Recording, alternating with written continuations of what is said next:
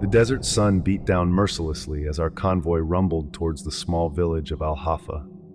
Sweat trickled down my back, soaking into my already damp fatigues. I shifted uncomfortably in the cramped confines of our armored vehicle, the taste of sand and anticipation thick on my tongue. My name is Sergeant Jack Cooper, and this was supposed to be a routine mission for Unit 13, the elite squad I'd been proud to serve with for the past 3 years. But something felt off from the start, a nagging sense of wrongness that I couldn't shake. "You feeling it too, Coop?"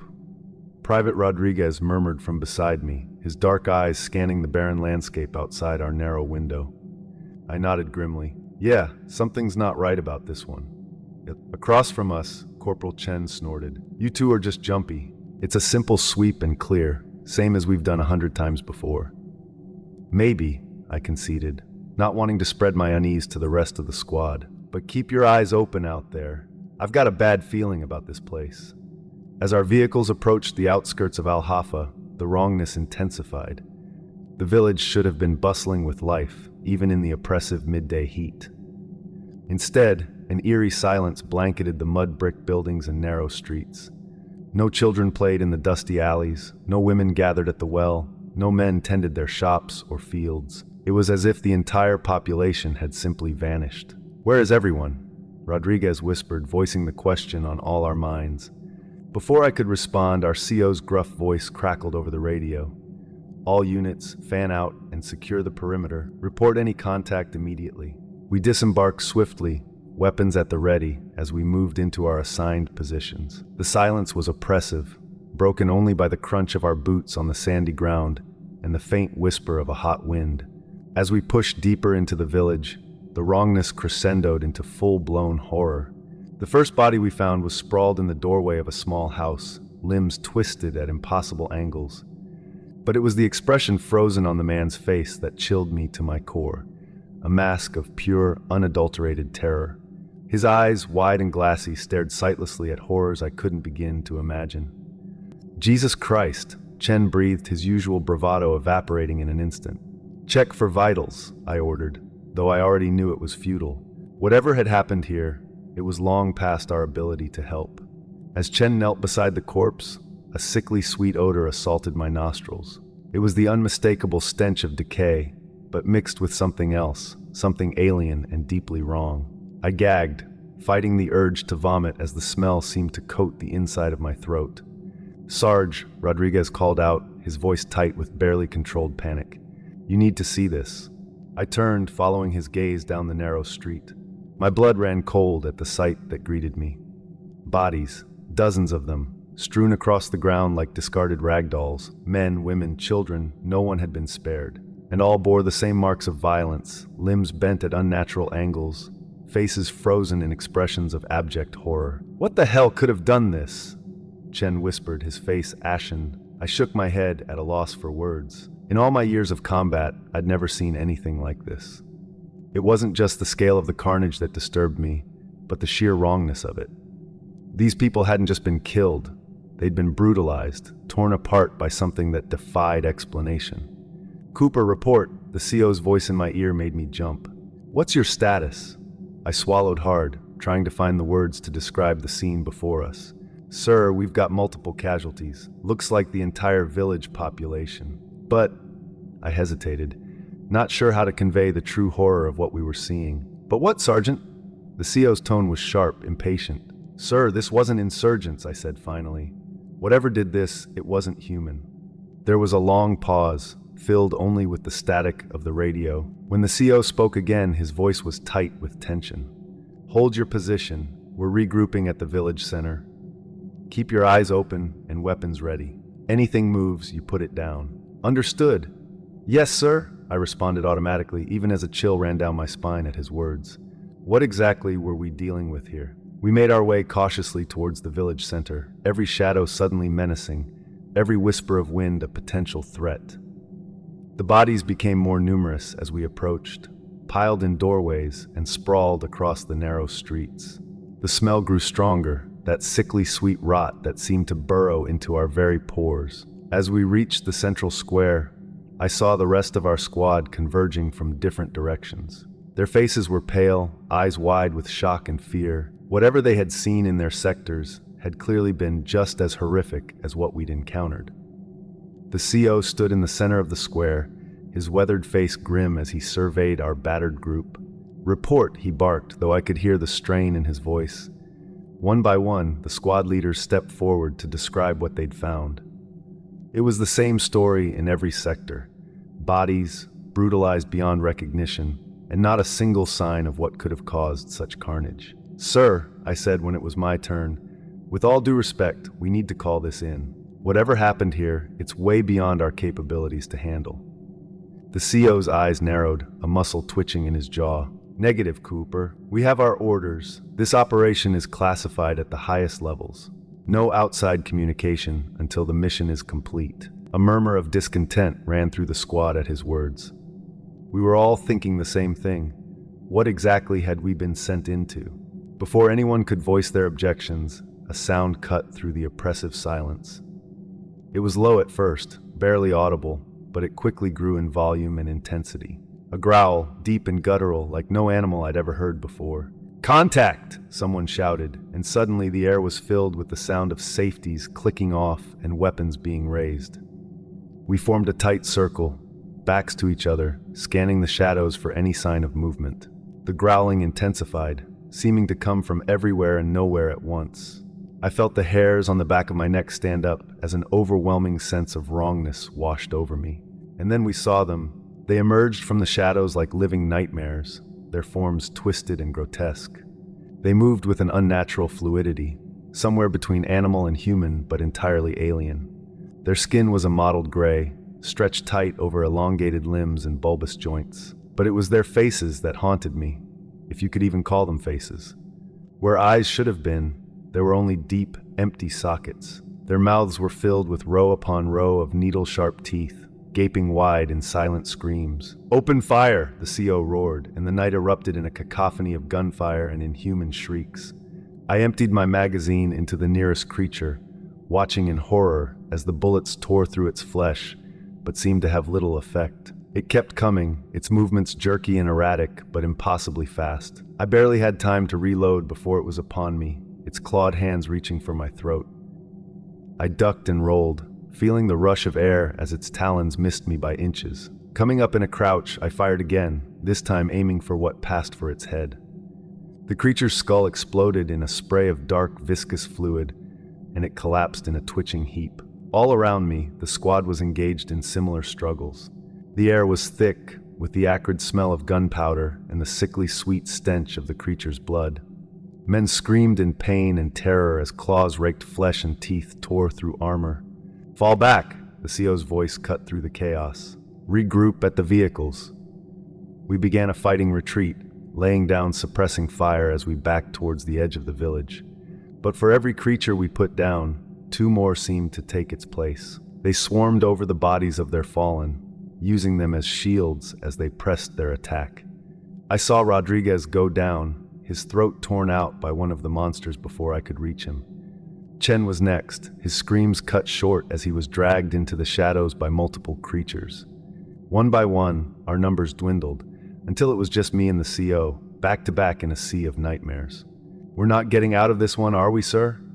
I asked, my voice hoarse from shouting and thick with the knowledge of our impending doom. The CO let out a harsh laugh, more a bark of defiance than any expression of humor. "No, son, I don't think we are, but we're taking as many of these bastards with us as we can." We fought with the desperate fury of men who know they're already dead. My world narrowed to the rhythmic pull of the trigger, the kick of the rifle against my shoulder, the momentary flare of muzzle flash illuminating the twisted faces of our inhuman foes. I don't know how long we held out, minutes, hours, it all blurred together in a haze of adrenaline and terror. But eventually, inevitably, we were overwhelmed. I felt claws rake across my back, tearing through my body armor like it was tissue paper. The pain was excruciating, but it was nothing compared to the horror I felt as I was dragged to the ground, swarmed by the creatures. As teeth sank into my flesh and claws tore at my limbs, I fumbled for the small recorder in my pocket, standard issue for all operations, meant to capture intel in the field. With the last of my strength, I pressed the record button, and spoke my final words. "This is Sergeant Jack Cooper, Unit 13. If anyone finds this recording, know that we fought to the last man. But these things, they're not human. They're not of this world. God help us all if they ever make it beyond this village." This is Cooper signing off. As darkness closed in around me, my last thought was a prayer. Not for myself, but for whoever might come after us. I hoped they would be better prepared, better armed against the nightmares that lurked in the shadows of Al-Hafa. But deep down, I knew that nothing could truly prepare anyone for the horrors we had faced.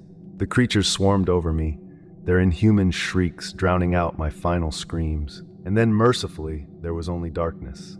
But death, it seemed, was not to be my release. I awoke to pain, searing, all-encompassing pain that threatened to drive me back into the oblivion I had just escaped. Every nerve ending felt raw, every muscle screamed in protest as I tried to move. My eyes refused to focus, the world around me a blur of shadows and indistinct shapes. As my vision slowly cleared, horror dawned anew. I was no longer in the village square where I had fallen. Instead, I found myself in some kind of cavernous space, the walls slick with a substance I didn't want to identify. The air was thick and humid, carrying that same sickly sweet stench that had permeated the village. I tried to move, only to find my limbs restrained. Looking down, I saw that I was bound to some kind of organic structure, not ropes or chains, but fibrous tendrils that seemed to pulse with a life of their own. They dug into my flesh, and with dawning terror, I realized they were somehow fused with my own tissue. "Hello?" I called out, my voice barely above a whisper. "Is anyone there?" A low chittering sound answered me, and I froze. From the shadows emerged one of the creatures, but different from those we had fought in the village. This one was larger, its form more defined. As it approached, I could see intelligence gleaming in its empty eye sockets. It reached out a clawed hand, gently caressing my face in a grotesque parody of comfort. And then, to my utter shock, it spoke. "Welcome, Sergeant Cooper," it said, its voice a rasping whisper that seemed to bypass my ears and resonate directly in my mind. "We've been waiting for you to awaken." I recoiled as much as my restraints would allow, my mind reeling. What are you?" I managed to choke out. The creature's lipless mouth stretched in what might have been a smile. "We are the vanguard," it said. "The first wave of a new era for your world. And you, Sergeant Cooper, are to be our emissary." "Emissary?" I repeated, confusion warring with terror. "I don't understand." The creature moved closer, its face mere inches from mine. "Your kind has such potential," it whispered. "Such delicious fear, such exquisite pain. We've been watching your world for millennia, waiting for the right moment to reveal ourselves.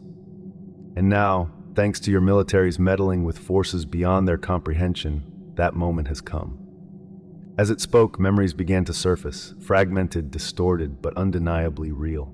I saw flashes of a secret facility deep in the desert, of scientists in hazmat suits gathered around a pulsing, otherworldly artifact. I heard snippets of conversation about interdimensional gateways and harnessing alien technology for military applications.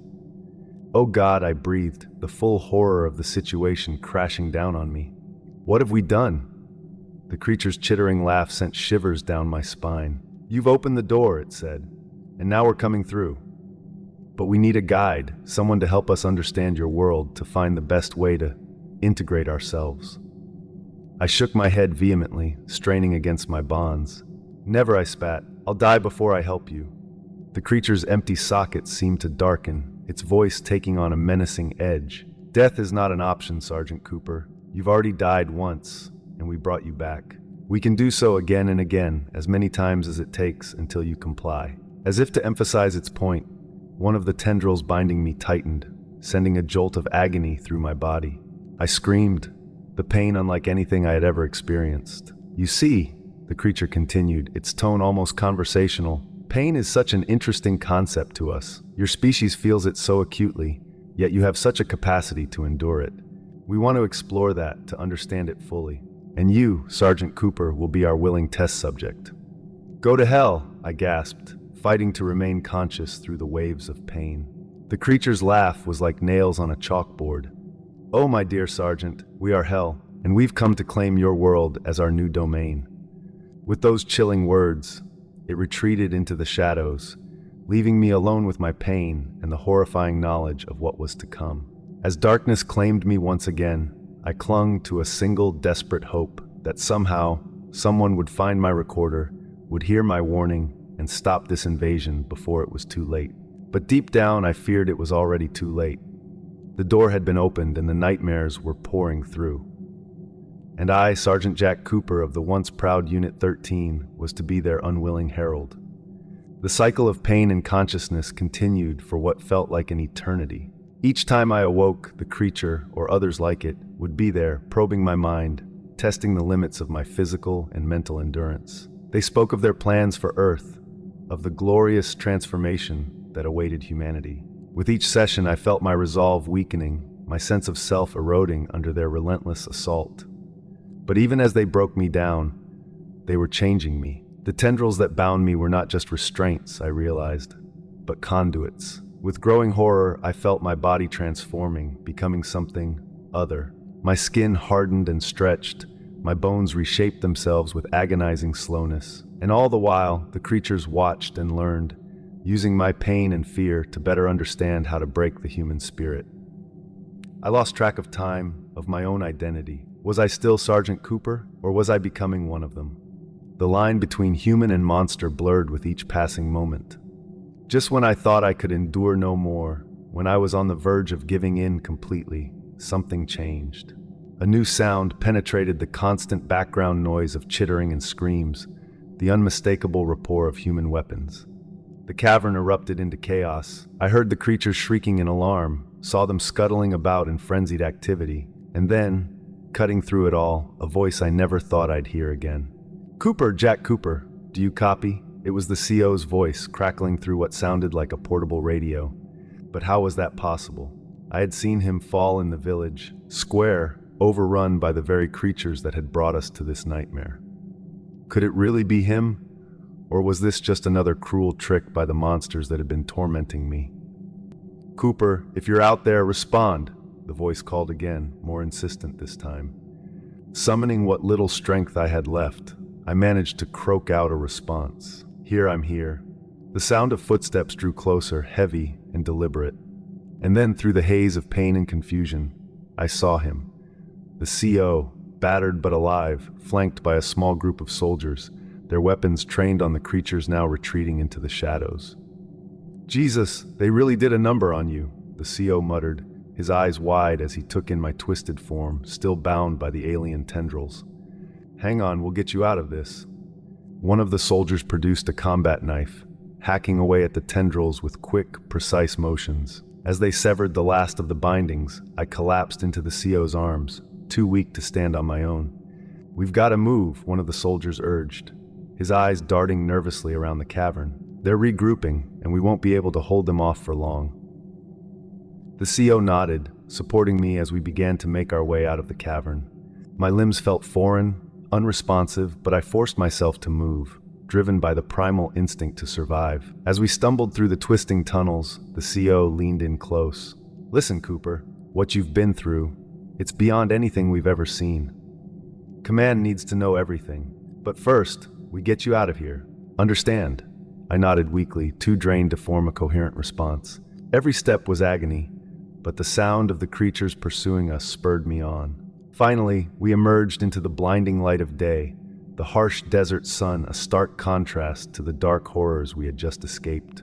A helicopter was waiting, rotors already spinning, ready to take us away from this nightmare. As the CO helped me aboard, I collapsed onto the cold metal floor, my vision swimming. The last thing I saw before darkness claimed me once again was the CO's grim face, his expression one of both relief and deep concern.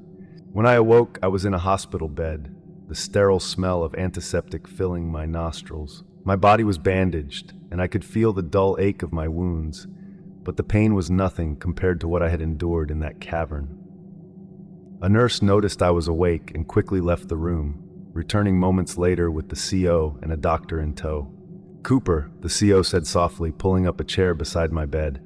"You're safe now. You're in a secure facility, but we need to debrief you, get a full account of what happened out there." I swallowed hard, memories of the nightmare flooding back. "Sir, those things, they're not done.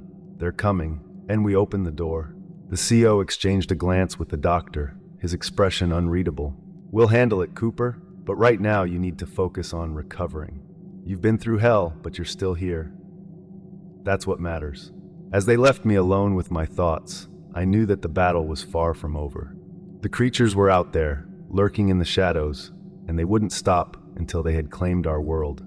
And I, Sergeant Jack Cooper, would do everything in my power to make sure that never happened. But deep down, a part of me feared that it was already too late, that I had been changed in ways I couldn't yet understand, and that the real nightmare was only just beginning.